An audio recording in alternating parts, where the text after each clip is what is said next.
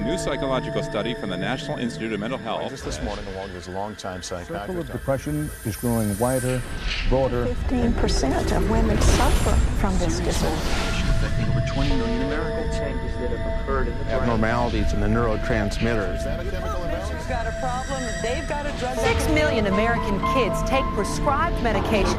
Need psychiatric care. But what if the criminal is mentally ill? The punishment, a form of aversion therapy. Tanya appears on the show, but I want to... Seasonal affective disorder. Oppositional defiant disorder. Schools criticized for over-prescribing.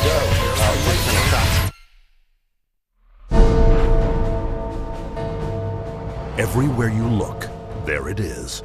Think psychiatry has nothing to do with you? Think again. The whole field of psychiatry has gotten into every facet of your life. They basically believe that everyone is mentally ill. You smoke too much, it's a disease.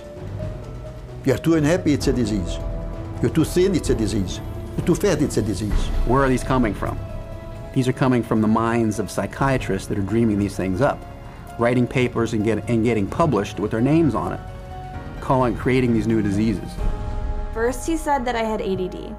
Then he said that I was depressed. Then he said I might be bipolar, but I don't have ADD anymore. And he said, you know, I've been noticing you, and I wonder if you have it too. What they decided is that both my husband and my son had a chemical imbalance that needed to be corrected with a chemical balancer. There is not one shred of credible evidence that any respectable scientist would consider valid, demonstrating that anything that psychiatrists call mental illness are brain diseases or biochemical imbalances. It's all fraud. There's no reliability of diagnosis, and there is no science. It's just pseudoscience. It's pretend science. This is one of the most open secrets in all of America in the psychiatric field, that nothing is being done that's legitimate, and they're billing for it. Psychiatrists claim that over 1 billion of the world's population is mentally ill. In the past 30 years, they have prescribed psychiatric medications to 543 million people. And right now, they drug 17 million school children with stimulants and antidepressants. When recently asked about the scientific basis of their profession, those psychiatrists willing to be interviewed offered nothing but excuses. Psychiatric illness is not really illness. How do you evaluate if someone is cured or sick? Cure is certainly something we look forward to. We had no earthly idea how to accomplish. We're not good at causes. We don't know what causes mental illness. But that hasn't stopped them from pronouncing themselves mental health experts and treating people against their will. And the results? This psychiatrist, man who's supposed to work to heal people, has done nothing but destroy this man's life, and in destroying his life, destroying the lives of all of his loved ones. Excuse me. They've damaged and ruined my son, and they've trapped him in a system. The way that they treated him and made him feel like he was worthless. Ryan was being kept dumb and high on Ritalin so that they could make $2,500 per month. He gave me Valium, and I got addicted to it. It wiped out my life. My life has been ruined. My joy has been stolen. She was lying there. She took two gasps of air and died right there in front of me. It is really tragic. It's awful. And it's being done for money. That's why it's being done. Oh, it's got to be in the billions. I don't know the exact number, but it's got to be in the billions. It's just unbelievable. This is so big that it boggles the mind. Take the human tragedy you have just seen and multiply it by the millions. In the past 4 decades, nearly twice as many Americans have died in government psychiatric hospitals than in all U.S. wars since 1776. Insurance companies pay out $69 billion every year for psychiatric services, doubling the cost of medical insurance premiums. And while raking in over $2 trillion annually, psychiatrists cannot point to a single cure. Hard to believe? That's exactly what they count on. And as we will show you, it's how they have been getting away with it from the very beginning.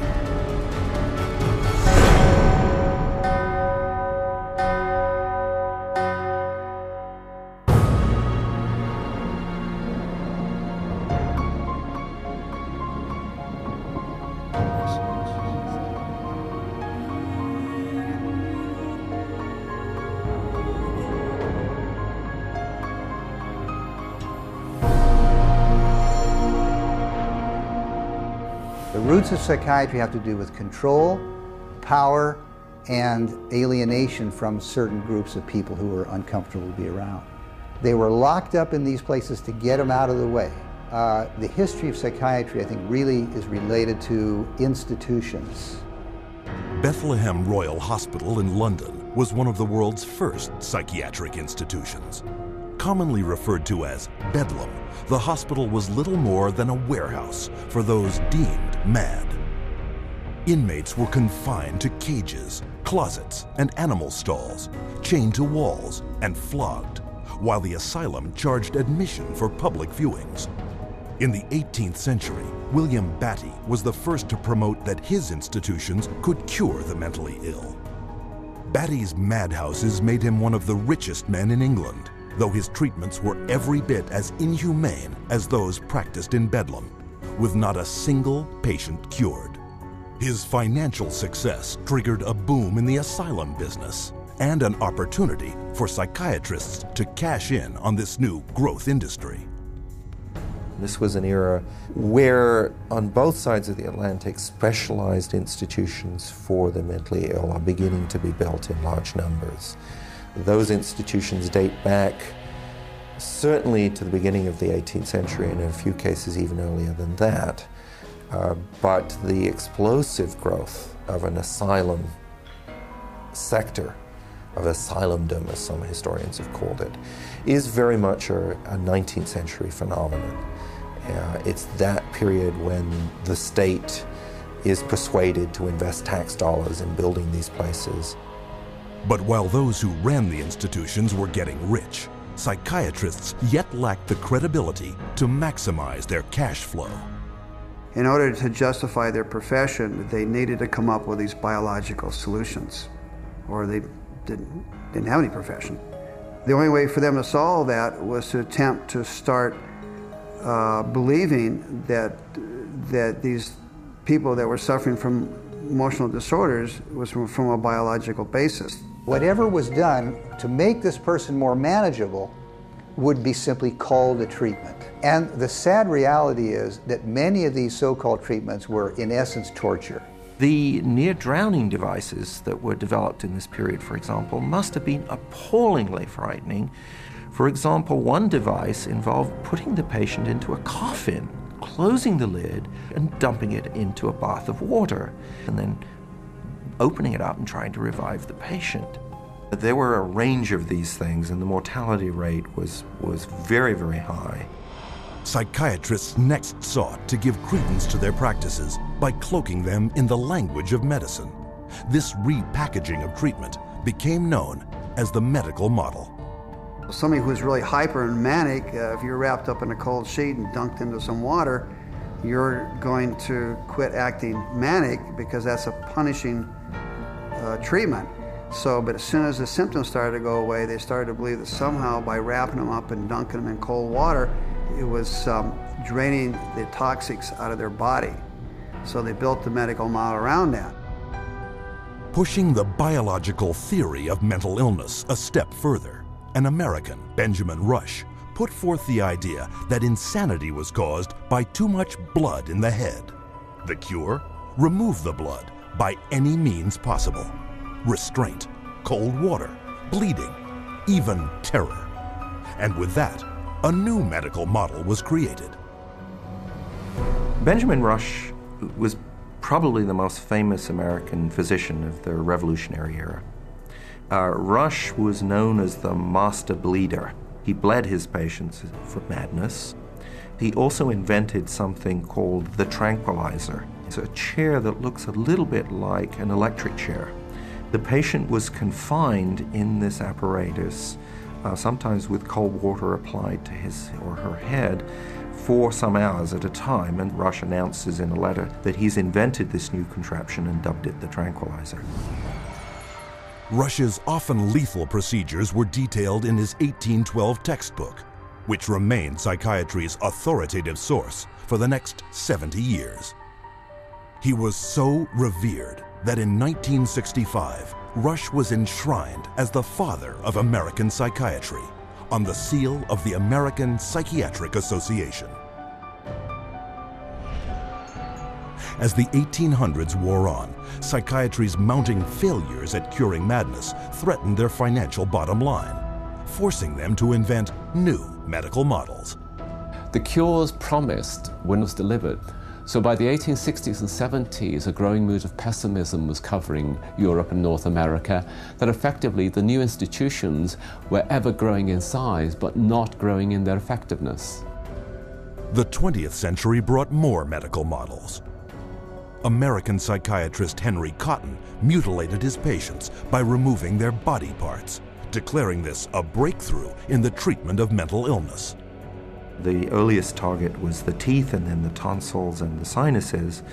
But when patients didn't get better, the enthusiasts for this treatment then started to move down the body and to say, well, obviously patients have swallowed bacteria in their saliva, so stomachs need to go, spleens need to go, colons need to go.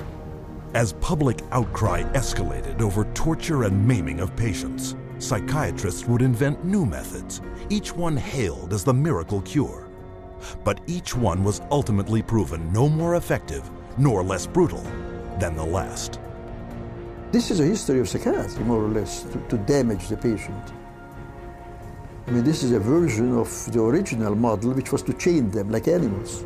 If you're doing it to somebody because you insist that they have to change, and you're going to do that by turning the screws, you might say, whether it's with medication, restraint, whatever, that's torture. And a huge part of what psychiatry has done really comes down to torture. As the 20th century progressed, psychiatry would continue to seek legitimacy by transforming itself into a medical discipline. But they succeeded only in creating more efficient ways of inflicting mental and physical torture and death, a legacy that has carried forward into modern psychiatry, with its most profitable medical model to date, the mass drugging of millions. But to do this, psychiatrists first had to shatter one of mankind's most cherished beliefs, decreeing that people were not what they thought they were.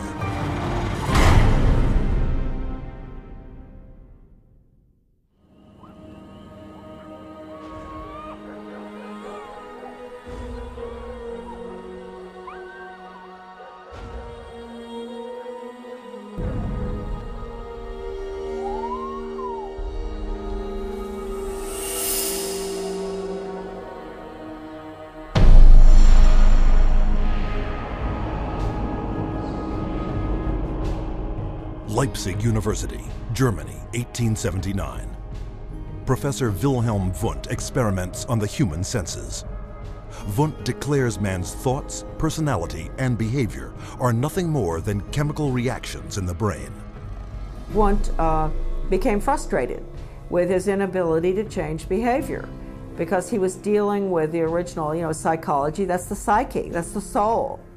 He created a new science, which was based on man being an animal without a soul, to be trained. Not to be a thinker, but to be trained. Students from around the world gathered to study Wundt's new definition of man as a soulless organism. The spirit of the age was summed up by German philosopher Friedrich Nietzsche. Gott ist tot. Gott bleibt tot. Wir haben ihn umgebracht. Following Wundt's theory, a Russian, Ivan Pavlov, conducted animal experiments seeking methods to modify behavior.